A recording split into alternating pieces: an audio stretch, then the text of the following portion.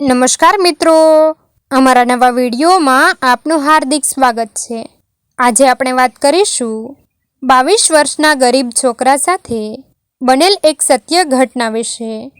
22 વર્ષનો એક છોકરો, નામ એનું કિશન, વર્ષો પહેલાં તેના પિતાનું અવસાન થઈ ગયું। પછી માતાએ તેને ભણાવીને મોટો કર્યો, પણ હાઈસ્કૂલ પૂરી કર્યા પછી તે ગ્રેજ્યુએશન ન કરી શક્યો, કારણ કે ગ્રેજ્યુએશનની ફી ખૂબ જ વધારે હતી। થોડા સમય સુધી તેને એક ગેરેજમાં કામ કર્યું અને માતાને પણ ઘરમાં થોડી કમાણી કરીને મદદ કરાવી। ધીમે ધીમે સમય વીતતો ગયો અને તેની ઉંમર 22 વર્ષની થઈ ગઈ। તેને ગેરેજમાં પણ ઘણા વર્ષોથી કામ કરતો હોવાથી સારો એવો અનુભવ થઈ ચૂક્યો હતો। કિશને પોતાનું નવું ગેરેજ ખોલવાનો વિચાર કર્યો। થોડા સમય પછી પોતાનું નવું ગેરેજ ચાલુ કર્યું અને ધીમે ધીમે તેને પોતાની ધંધાની શરૂઆત કરી। એક દિવસ એક ગાડી બરાબર તેના ગેરેજ પાસેથી જઈ રહી હતી।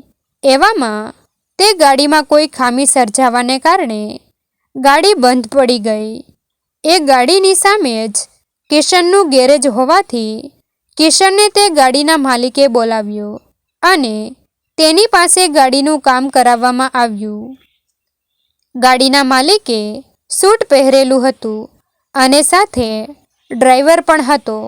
તેના પહેરવેશ ઉપરથી જ તેની પર્સનાલિટી ઉપરથી ચોખ્ખું દેખાઈ રહ્યું હતું કે ગાડીના માલિક ધનાઢ્ય વ્યક્તિ હશે। થોડા જ સમયમાં તે ગાડી રિપેર કરીને ચાલુ કરી દીધી। એટલા માટે તે માલિક ખુશ થઈ ગયા અને કિશન પાસેથી તેનો નંબર લીધો અને કહ્યું, હું કોઈ પણ કામ હશે તો તને ફોન કરીશ। થોડા દિવસો પછી કિશનને તેનો ફોન આવ્યો અને તેને કહ્યું, તું મારા ઘરે આવી શકીશ, કારણ કે અહીં બીજી એક ગાડીમાં કશો પ્રોબ્લેમ થઈ ગયો છે। કિશન તેઓના ઘરે ગયો અને ઘરને જોઈને તે બિલકુલ સમજી ગયો કે તે ગાડીના માલિક અત્યંત ધનાઢ્ય વ્યક્તિ છે। ધીમે ધીમે તે માલિકની દરેક ગાડીનું કામ કિશન કરતો ગયો અને વધારે કમાણી પણ થતી ગઈ। તે ગાડીના માલિકના પણ ઘણા એવા મિત્રો હતા જે અત્યંત મોંઘીદાટ ગાડીઓ ધરાવતા અને આ લોકોનું કામ પણ કિશનને મળતું ગયું। કિશનને એવો અંદાજ હતો કે આ ગાડીના માલિકનું કામ હું સારી રીતે અને જલ્દી પૂર્ણ કરીશ તો એના થકી મને બીજા ગ્રાહકો પણ મળી શકશે અને હકીકતમાં એવું જ થયું। કિશન ગેરેજના કામોમાં એકદમ હોશિયાર હતો।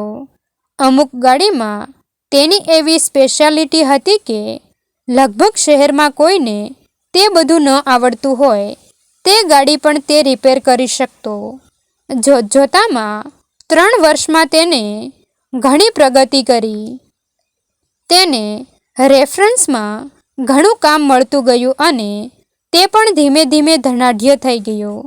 જાણે કે તેના નસીબ ચમકી ગયા હોય એવી રીતે માત્ર 3 વર્ષમાં તેને ખૂબ જ પ્રગતિ કરી। કિશનની નીચે હવે ગેરેજમાં લગભગ 15 જેટલા કારીગરો પણ કામ કરતા હતા। થોડા દિવસો પછી ફરી પાછો એક ફોન આવ્યો અને આ ફોન બીજા કોઈનો નહીં પરંતુ એ જ વ્યક્તિનો હતો જેની ગાડી બંધ પડી ગઈ હતી અને કિશને તે ગાડી જલ્દીથી રિપેર કરી અને પરત જ આપી હતી। તેઓએ કહ્યું કે મારી એક બીજી ગાડીમાં પ્રોબ્લેમ થયો છે તો તમે આવી શકશો? કિશન તરત જ તેના ઘરે પહોંચી ગયો। તેને ઘરે પહોંચ્યો ત્યારે પહેલી ગાડીના માલિક તેની રાહ જોઈને બહાર જ ઊભા હતા। તે માલિકને એવું લાગતું હતું કે કિશન પહેલાંની જેમ જ તેનું બાઇક લઈને ઘરે આવશે અને ગાડી રિપેર કરશે, પરંતુ તેના ઘરની સામે એક મોંઘીદાટ ગાડી ઊભી રહી। તેને માનવામાં ન આવ્યું કે કિશન હવે મોંઘી ગાડી ફેરવવા લાગ્યો હતો। કિશનની સાથે 2 કારીગરો પણ હોય તેવું તેને લાગ્યું, પહેલા ગાડીના માલિક વિચારમાં પડી ગયા કે હવે તો આવી વ્યક્તિ આટલા બધા પૈસા કમાવા લાગ્યો છે, એટલે હવે તે મારી ગાડીનું કામ પોતે તો નહીં જ કરે, તેની સાથે એટલા માટે જ માણસો લઈને આવ્યો હશે. પરંતુ તેના આશ્ચર્યની વચ્ચે કિશન પોતે જ તે માણસની ગાડી રિપેર કરવા લાગ્યો.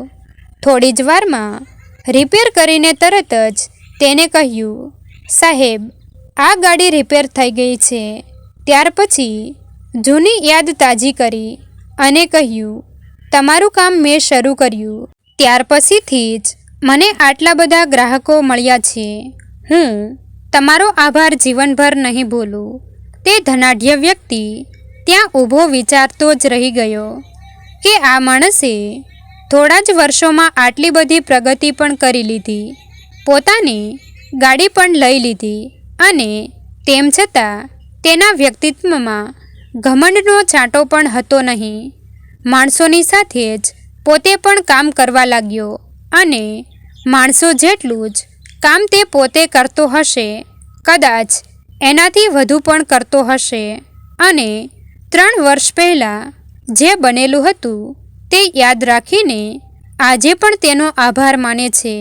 જ્યારે તે વ્યક્તિએ માત્ર સારા કામ જોઈને તેની સલાહ બીજાને આપી હતી, તરત જ તે પહેલાં ગેરેજવાળા ભાઈને ભેટી પડ્યો અને કહ્યું, ભાઈ, તે તો મને આજે જીવનની મોટામાં મોટી શીખ આપી દીધી.